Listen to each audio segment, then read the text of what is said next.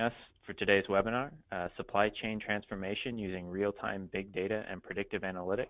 This collaborative JDA and TransVoyant webinar demystifies the use of big data analytics for supply chain management and provides insights into how predictive analytics can be integrated seamlessly within a supply chain planning and execution system. Today's panelists are Fab Braska, Vice President of Solution Strategy at JDA, and Scott Burns, Vice President of Marketing at TransVoyant.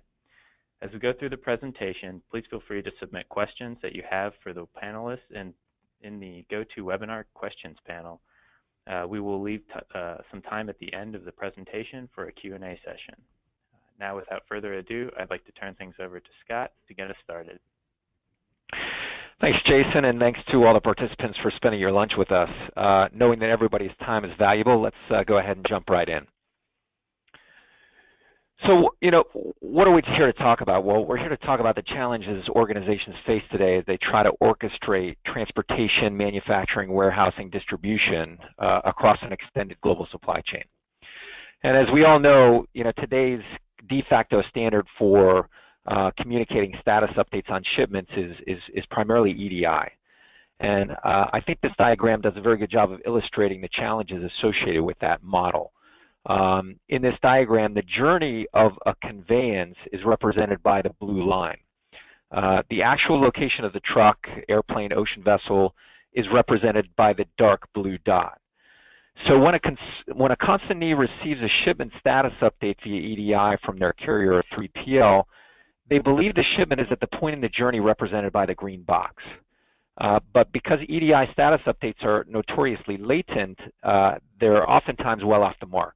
In some cases, the shipment is past the point at which they believe it is. In some cases, it's behind where they believe it is. These latent status updates and the extended blind spots are the bane of a supply chain professional's existence. There's no way to confidently plan downstream supply chain operations or to quote accurate estimated times of arrival to customers when you don't know where your goods are right now and you don't have confidence about when they're going to arrive.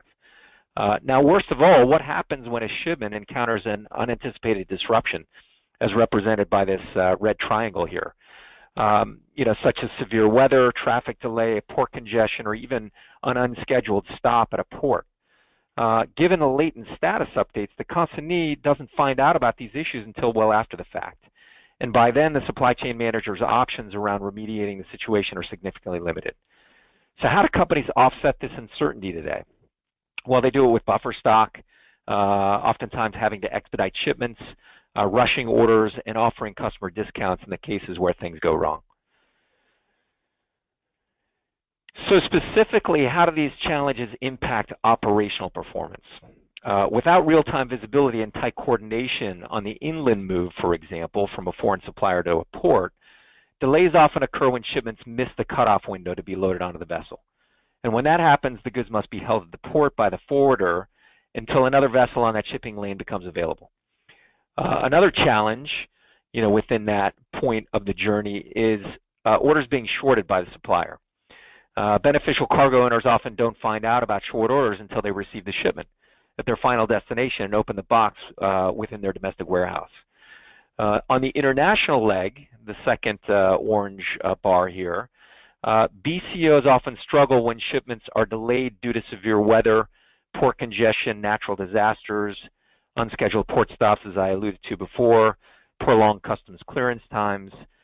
BCOs have no way to predict and avoid these disruptions. Furthermore, shipment ETAs provided by carriers are highly variable and oftentimes inaccurate, in large part because the carriers themselves have no way of factoring in the impact of these unforeseen disruptions. And given these challenges, BCOs can't confidently schedule dredge or plan downstream supply chain operations. They can't commit inventory in transit, and they need to hold excess buffer stock to offset all this uncertainty. Now, on the domestic inland leg, for example, BCOs can't foresee and avoid supply chain disruptions such as road construction, traffic accidents, and they often don't have real-time visibility of the truck moves. Nor do they have very accurate ETAs for shipments arriving at warehouses or manufacturing facilities. So with all of this uncertainty, BCOs have difficulty managing JIT manufacturing, as well as efficiently scheduling docks and labor schedules at their warehouses. Now, finally, in the last mile here, BCOs struggle without real-time visibility of the shipments because they have a hard time hitting customer delivery windows or providing accurate ETAs to customers. So that's kind of all under the traditionalist model, under this EDI, network of networks model, if you will. Now enter a new approach. Innovators have found a way to track shipments in real time using live locations of aircraft, ocean vessels, trucks, rail cars, parcel shipments. In this world, supply chain professionals know exactly where every order, item, and shipment is right now. And when you know that, your confidence level goes way up, and you can do all kinds of special things. You can confidently plan downstream operations such as drayage, dock scheduling, labor scheduling, manufacturing scheduling. You can confidently commit inventory in transit and provide very accurate estimated times of arrival to customers. Even when there's a disruption, innovators are alerted to these disruptions immediately and can remediate the situation with many more options at their disposal. Innovators with this approach are transforming the way supply chains operate. Now, futurists take it a step further. Futurists don't just have the ability to track the live locations of conveyances and packages, they also have the ability to track and monitor the myriad external events that could cause a disruption. These are things like weather, port congestion, road traffic, customs clearance times, labor unrest, to name a few. And they're not just monitoring these events in real time to understand what's unfolding right now, they're applying advanced analytics and modeling what events are going to happen in the future. If I know the precise location, speed, bearing, and final destinations for every ocean vessel on the sea, for example, I can confidently predict which ports will experience uncommonly high congestion several weeks in advance. By predicting disruptions in the future at a very granular level, I can make optimal decisions that avoid the disruption in the first place, and that is transformational. The strategic and operational impacts of all these things that I've described are significant. So, organizations can now confidently commit inventory in transit using global inventory in motion, something that supply chain professionals have been dreaming about for a long time. They can effectively coordinate shipment handoffs between trading partners across modes. They can track and forecast the arrival of critical parts. They can begin competing with same-day delivery competitors like Amazon, who are becoming vertically integrated and have ambitions to disintermediate many brands. And they can tighten up cycle times, reduce costs by orchestrating downstream supply chain operations in a just-in-time fashion. So how does it all work? Well, it all starts with the real-time big data, lots of it. So we're collecting, cleansing, and processing over 1 trillion real-time big data events around the world every day with IoT devices. Okay, this data is then analyzed by our advanced machine learning algorithms, the output of which are live and predictive insights about potential disruptions, about optimal routes, consumer sentiment, accurate ETAs, etc. But in order to translate these insights into business value, they must be executed, or what we like to say is drive intelligent actions throughout the organization. And at this point, this whole point about the intelligent actions, this is a key takeaway for the webinar. The criticality of tight integration and orchestration between a predictive analytics solution like TransVoyant and a supply chain planning and execution system like JDA.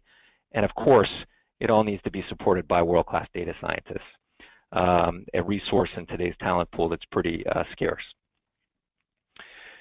Since the data itself is so important, let's just talk about that in a little more specificity. First, how can an analytics solution be a complete solution if it isn't coming to the table with the data itself? And I'm not talking about historical data streams that would be maybe analyzed by a BI tool. I'm talking about real-time data streams around the world every day. And what are some of these data streams? Well, these are live aircraft, vessel, truck, rail car locations, the behavior of ports in real time. These are temperatures, wind speeds, wave heights, natural disasters, geopolitical trends, media articles, social media, massive amounts of real-time big data. And from where are we collecting this big data? As I said earlier, from IoT devices. Things like sensors, RFID, satellites, radar, smartphones, drones, social media, process control devices, right? And the real-time big data streams, in an analogy, are kind of like raw materials feeding into a factory. So on the left-hand side of this diagram. And the various machine learning algorithms that are processing the data are like line schedules that produce the powerful insights rolling off the end of the production line as finished goods. So, what are detailed examples of these insights and how do they flow seamlessly between supply chain planning and supply chain execution?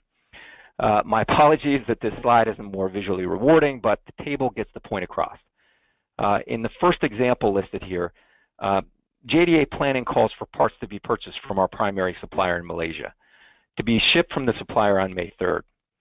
Now this plan flows into TransVoyant, which determines through social media and traditional media monitoring, as well as other economic indicators, that there will likely be a labor strike at the supplier in Malaysia during the time JDA plan to source the parts. So consequently, TransVoyant recommends sourcing from our secondary supplier and passes that insight into JDA for execution, at which time JDA changes the PO and replans the transportation. Now, as we move down the line here, JDA TMS arranges for an ocean shipment for this part, calling for the shipment to go from Nagoya to Long Beach on May 4th. Once again, this plan flows into TransVoyant to be modeled with our predictive analytics, and TransVoyant determines that there will be 18-foot swells halfway through the journey on the planned ocean lane, which will cause a delay. Furthermore, by the time the vessel is predicted to arrive in Long Beach, TransVoyant knows how many vessels will be arriving at that time and predicts 3 days delay due to port congestion. Consequently, TransVoyant recommends an alternate lane, Nagoya to Oakland, which will avoid both delays. So ocean ship it into Oakland and then truck it down to LA. So JDA then adjusts the plan and books the new carrier from an execution perspective. Now, as the shipment is on the water, TransVoyant's tracking it in real time, and it sees it deviating from its planned course at a point in the journey, which we've been watching for years, and we know exactly what that means when a vessel starts to tack at that point in the journey. It means it's going to make an unscheduled stop at a port that was never on its schedule. This happens certainly more than carriers like to admit, and anybody that does a lot of ocean shipping knows it happens more than they like to admit. So TransVoyant recalculates the new ETA for that shipment, which is now 3 days later than originally calculated given the unscheduled port stop, and it passes this insight to JDA. Then JDA adjusts the dray carrier pickup schedule and the manufacturing scheduling, knowing that the parts are going to be delayed by 3 days. So finally, as we make our way down to the bottom of this list, TransVoyant determines from social media monitoring that interest in a particular garment style is trending much hotter in the Southeast than in the rest of the country. This real-time demand signal is passed to JDA, which adjusts the inventory allocation for that particular style to ship more to the Atlanta warehouse, and JDA also arranges the transportation and sets the dock schedule to receive that additional stock at that particular warehouse. So these are just a handful of examples of how JDA and TransVoyant work together and the transformational value that comes from that orchestration. So now I'd like to hand it over to Fab, who will walk through a few more detailed examples in the TMS realm. Fab? Great. Well, thank you. There's a couple of things, before I begin, there's a couple of key things that I want to be able to echo based upon what Scott just went over. One is, this is more than just point visibility. We're really talking about insights here. So the real important factor is the collection of multiple streams of data to provide not just a location or even an ETA, but something that's actually predictive based upon multiple things happening within the network. And then the second point, which is really what I'm going to focus on, is the importance of having taking that intelligence and turning it into something actionable, right? Actually being able to react, or in many cases proactively be able to utilize that information to make better decisions. So in the context of transportation, as an example, if you think about transportation planning, right, most of us have worked with TMSs in the past, and there's always, some sort of planning function where we take a number of orders or moves that we have to execute across the network, and we create a transportation plan. And the reality is that there's a gap between what we think the plan is going to look like or how it's going to execute versus what actually happens. In a lot of cases, we try to get pretty close, but clearly there's a lot of things that can happen within the network that we can't particularly predict that may affect the end result. So the way transportation solutions work today is, much like our own, we'll model as much as we can. So we'll model things like location throughput, we'll model asset capacity, we'll model transit times, and we'll try to get to as close to a real representation of the result as possible. But again, there's a lot of things that can possibly happen. Is some of the examples that Scott talked about: traffic congestion, weather, port delays, congestion. So the question then is, can we take that information and not just react to it, but can we take that as an input potentially, if we can find out soon enough, and use that to change the plan in the first place? And so it's our contention, and what we've been working with TransVoyant on, is really to be able to do both. So to be able to react to things, things like revised ETAs or more accurate predictive ETAs, and be able to react accordingly, possibly reroute or change destinations. But also, can we take inputs that maybe allow us to affect the plan in the first place, so that that initial picture gets even closer to actual realization? So as Scott pointed out, on the TransVoyant side, there's a lot of things that go into creating those insights, right? So it's all the raw data, all of the in-house algorithms. And the key thing, again, is instead of calculating or just providing point visibility, we're really creating these insights and predictions. And the workflows that we've created, and I'll demonstrate just a handful of them, really looks to take those, and as I mentioned, really look at those both from a reactive as well as a proactive point of view. So they come into our transportation paradigm, which encompasses both planning and execution, and depending upon the type of insight and of course the timing of it, right, we'll be able to take that and then proactively create a resolution to it. So if we're getting a revised ETA, which implies something is already in transit, well then that gives us an opportunity to maybe reroute, take off a stop, add a stop, whatever it happens to be, and be able to react to that accordingly, as well as to be able to notify customers of any potential delays in the downstream processes. But if it's something that can happen, that can provide us visibility to upstream, so things like potential weather challenges that might impact my plan in the first place, then I'll take those up front in the planning process and be able to use those insights to do things like change asset types ahead of even the goods leaving the dock. The important thing as well when looking at the combination between TransVoyant and JDA is certainly we're starting in the world of transportation, because quite honestly, when you think about all the different things all the different workflows that we can create, transportation was an easy one to understand. It had low-hanging fruit, and it had immediate value. But our goal is really to expand and leverage these insights across our entire planning and execution continuum. So whether it be looking at social media patterns or predictive weather and how that might impact a forecast, to be able to look at similar types of things and how that might affect replenishment and inventory stocking levels, we're going to look to take that and really encompass it and drive that across the entire supply chain planning and execution continuum. So with that, let's take a look at a couple of simple workflows, again, in the transportation domain. So we'll start off with a dashboard, and in this case, you'll see a couple of violations that have already been highlighted. So we'll start with the first one, which is calling out a weather temperature violation. So in this case, I'll highlight that particular event, and you'll see we pull up a map. And in this case, what the scenario is we've got a truckload that we're planning, that's not in process yet, but we're planning to move, in this case, a consignment of beer from Spain through a point in France all the way up to Belgium. And what this is highlighting is at the red dot, or the red pin, is that we have a weather issue. And we have a weather issue that's going to change the temperature to such a degree that it's actually going to spoil the beer. So that when it gets to its destination, it's not going to be in the condition or have the level of quality that our customers require.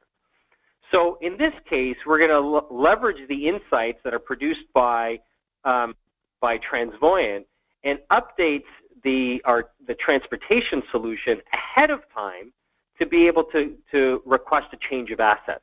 So in this case, maybe it's a reefer truck instead of an ambient, so that we can make sure that the consistency of the temperature all the way through the load, right, remains consistent and the quality of goods are not affected.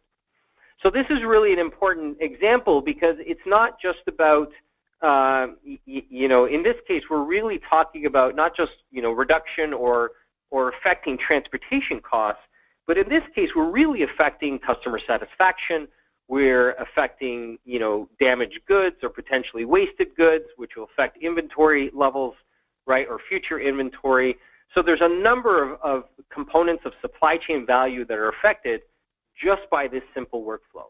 And in this case, again, we're getting this message ahead of time so that we're able to proactively make the change prior to the move even being made. So it's really happening during the planning process as opposed to something that's already in transit. The second example here is we've got an alert around high traffic congestion.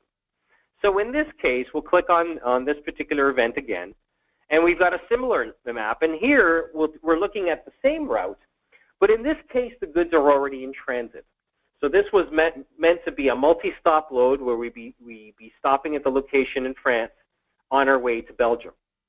So in this case now, because of an issue that's arising, and we could be finding out about this across multiple data streams, there's traffic congestion. That's going to really cause a significant delay to our ability to deliver along this path. So in this case, we'll take the update, again, from TransVoyant. We'll do some dynamic replanning. And in this case, we're going to make the decision, instead of making both stops late because of the traffic congestion, we're going to elect to bypass that stop entirely and deliver to the end destination so that at least one of the stops gets their consignment of goods on time and unaffected, and then we'll be able to replan and understand when we can get back to the initial stop that we wanted to deliver to and understand that revised ETA. Maybe the truck circles back so we incur more miles, but at least this time while we may have actually had a late delivery at both locations, in this case we're only going to have a late delivery at one. So that's more of an example where we are reacting to an event along the path, being able to make the change and make the best possible change subject to the entire supply chain. And with that, I will leave it at the thank you screen, and we'll open it back up to Jason, our moderator, and then open up to questions. Thank you, Fab. Now we'd like to open the floor for some Q&A. As a reminder, please use the GoToWebinar question panel if you have any questions for our panelists while we're going through these questions. The first one that we have, how can existing JDA intelligent fulfillment customers get started with this solution? Fab, I'll let you take that one. Yeah, I'll go ahead and take that one. So really, as I mentioned, the starting point for the entry point right now with what we've delivered from a workflow perspective really focuses around transportation. So we've enabled a number of different workflows within the transportation spectrum, as I've highlighted, and both around pre-planning as well as post-planning. So workflows that enable changes while goods are in transit, as well as the ability to actually change plans ahead of execution to be able to account for things like near-term weather and those types of things. And then we have future releases which will apply even more dynamicism to the ability to react to those changes.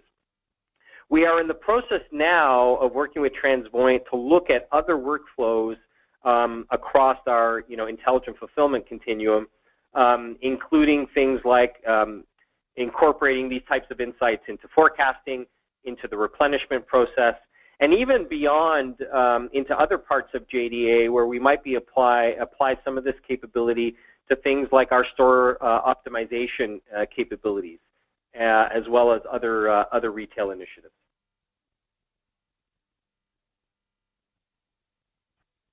All right. The next question that we have is, how long does it take to implement?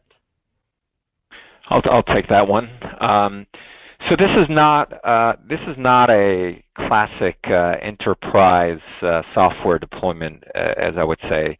The TransVoyant solution, at least, only needs a bill of lading from our customer to go ahead and start modeling the shipments and begin tracking things in real time and being able to contribute predictive analytics. So typically in implementations, we're talking about literally from the time we get started, the time we're live with certain lanes and certain modes is a matter of weeks. So it's very quick. Again, I think that the reason for that is the fact that we come to the table with the big data. There's not a big data mapping exercise where we've got to pull in a bunch of data, and it's kind of a fully packaged solution that we just plug in a bill of lading and we're off to the races. All right, and the next question that I have. Can you discuss the level of connectivity that TransVoyant has with carriers and additional sources of data? Yeah, so that's a great question. So the ocean and the air modes are a little more straightforward, right? Because via the IoT devices that we're using, the satellite, the radar, we're able to track those conveyances without any interaction with the carriers themselves, without any data feeds from them. Now, on the over-the-road front, we're still employing IoT devices to track those trucks. And in some cases, the customers that have owned and operated fleets already have telematics solutions that are feeding us, location data, which we're aggregating, we're performing predictive analytics against, and we can ingest that information. In other cases, we already have direct integration with the carriers ourselves, and we're pulling information directly, from the carrier. In other cases, we are deploying our own low-cost sensors that are being pinged off of beacons that we also provide to the drivers to track the trucks. In some cases, people require an additional level of capability on the truck tracking, as Fab already mentioned, that might include temperature monitoring.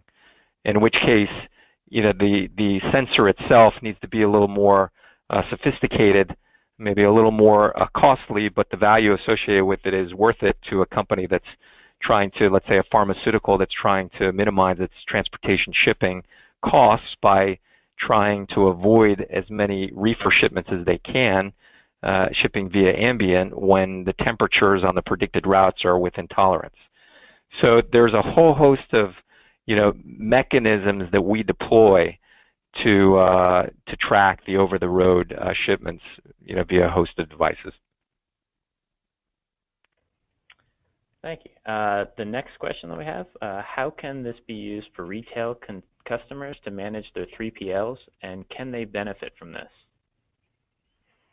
Yeah, so this is a really interesting topic, as I already alluded earlier, about the ETAs on shipments. Right. Throughout many of our customer deployments, there's an aha moment where a customer kind of has visibility into data they never had before, and it's telling them things like, the carrier provided the times at which they said the vessel arrived, or it's this arrival time is stated by the carrier. When we see the actual location of the vessel, we know exactly when it arrived. In a lot of cases, those don't jive. So in other cases, we've had customers that have had SLAs with their carriers or their 3PLs that dictate within the context of the contract that shipments on certain lanes are required to go direct. And in many cases, what happened was, despite that SLA, the shipment was going to intermediate stopovers that the BCO had no way of proving before having real-time insights into exactly where that vessel was. So in those cases, they went back to the carrier. They pointed out the fact that the SLAs, called for direct shipments, and they were able to prove it, and they renegotiated their contracts, and they got better rates. And in addition to getting better future rates, they were able to police the adherence of those carriers and the 3PLs to the guidance that are provided in their contracts. Thank you. The next question I have, can you address businesses which don't own their supply chain? Relatively speaking, low quantity, diverse in schedule, global, diverse in material, and diverse in supplier base. Yeah. So for real-time predictive analytics, the high value add, the sweet spot for a solution like that, if you will, are environments that have either high value goods or high turn. So things like high tech is a wonderful application for this type of solution because the goods have to be there on time. They're high value. A day that a high value good is not on the shelf means more in lost sales than a low value good, obviously. Fast fashion is an excellent example where a good has got to be on the shelf in time to meet the launch for a particular style. When the windows for demand within those fast-moving products are much shorter than in most other industries. So that's an excellent application. So in a world where you don't have a diverse product set, in a world where you have low-cost goods, that those environments, while still valuable, are not quite as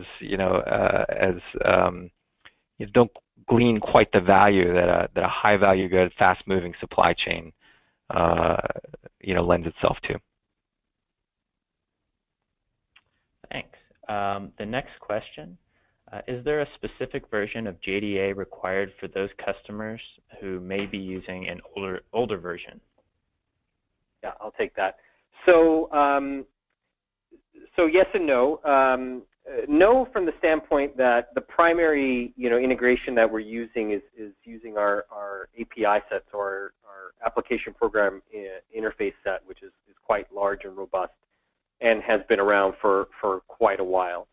So we're using those mechanisms to be able to receive the insights and be able to push those insights into wherever it is we need them, depending upon where they're coming in point of time. So if we're using them to update something like a constraint that'll affect the plan, that'll be a little bit different, a different API than if we're getting something that's in transit and getting a revised ETA. So that can go pretty far back from a version perspective. The second set of capabilities really comes in around within our TMSs. We have the ability to do web service punch-outs from within our user interface so that you can go out and grab, for example, the mapping or the graphical interface from TransVoyant and bring that into the TMS user interface paradigm seamlessly. So if you're on an older version, that'll limit you to do that within certain parts of the application. With the latest version, 2016.1, released earlier this year, you can punch out and do that basically anywhere within the TMS. So so to get the fullest set of features, certainly the most recent is the right one. But you can use older versions. You just might be more limited in terms of some of those different capabilities. Thank you. The next question that we have, in what regions around the world can this be deployed? This is a fully global solution that covers every global region. So as I mentioned, the data sources that we're collecting from, the types of data we're collecting, this is all over the world. It's not geographically limited. Yeah, and I would add to that, Scott, from a JDA perspective, particularly the TMS, it is globally deployed as well in geographies all over the world, both for in-regional movements, in-region movements, as well as intercontinental movements. So again, the synergies across both JDA TransVoyant are quite strong. And the next question I have, how does this work for transocean shipments? Yeah, so for transshipments on the ocean, we can track the handoff of goods between vessels in a stop. At every single pulse point along the way, when it changes carriers or when it changes goes from port to port, we can track the goods all along the way. So that's certainly covered by the app. Yeah, and I would add again from the TMS perspective, we have the ability to plan and manage the entire end-to-end from true origin to true destination path of a shipment. So whether it be the inland transport at the origin point, the ocean moves, as well as the destination inland portion, we can plan those end-to-end. We can execute those independently in sequence, and then leverage the inputs from TransVoyant at those multiple points to be able to understand, as I said before, is there something that's going to happen that might affect the plan in its entirety prior to execution? Are there things that are happening while goods are in transit at different points that might require us then to replan the remaining legs? So, leveraging the multiple points of data allows us to be both proactive and reactive in terms of managing the entire life cycle of the movement. And I will also add, I think that's a wonderful point of distinction for a solution like this, which is having one piece of glass, if you will, to see the entire global supply chain and the movement of goods in real time across every single mode. There are some solutions out there that will provide real-time visibility of truck movements, and those are pretty much limited to over the road. And then when you start to drive back further in the supply chain and look at the ocean vessel coming in, or the aircraft, or the rail car, that's where that solution ends. So boy, there's a ton of value to see from foreign supplier to customer door and every single mode in real time is a differentiator. Thank you. The next question we have, can PDF bill of ladings be integrated to TransVoyant to begin tracking shipments? Yeah, so we can process all kinds of formats on the bill of lading side. In some cases, people are sending us their bills via spreadsheets. In other cases, we've got HTML integration. In other cases, we can pull in a PDF and read that. So yeah, that's certainly within our realm. And the final question I have, what is the ROI that customers are seeing from using a predictive solution? So I remember seeing a report here recently by MIT and PwC that talked about 3% of supply chain costs can be attributed to disruptions within the supply chain. And 3% of total supply chain costs, that's a lot of money. And when you can predict, let's say you could predict and avoid just half of those. If you could cut out 1.5% of your entire supply chain budget, that makes a big difference. I know for speaking on specificity here, one of our customers cut their safety stock by $3 million a year just on their Asia to U.S. ocean shipping, because they were able to see those shipments live and they were able to begin, committing inventory in transit 10 days from the time at which the goods arrived at the port of arrival, because they felt very confident that it was going to arrive at the date and time that we said it was going to arrive, and they were able to strip out a bunch of safety stock. And beyond that, they were able to hit their delivery windows, their retail customer, their large retail customer, and by doing so, that customer gave them more shelf space because they were performing better than their competitors. So, those are the areas where, real dollars are being saved. Well, with that, I'd like to thank our panelists, and I'd like to thank everybody for their questions, and thank you for attending today's webinar. A recorded version will be made available to you shortly. If you would like to explore more of today's topic, please email info@jda.com. Thank you.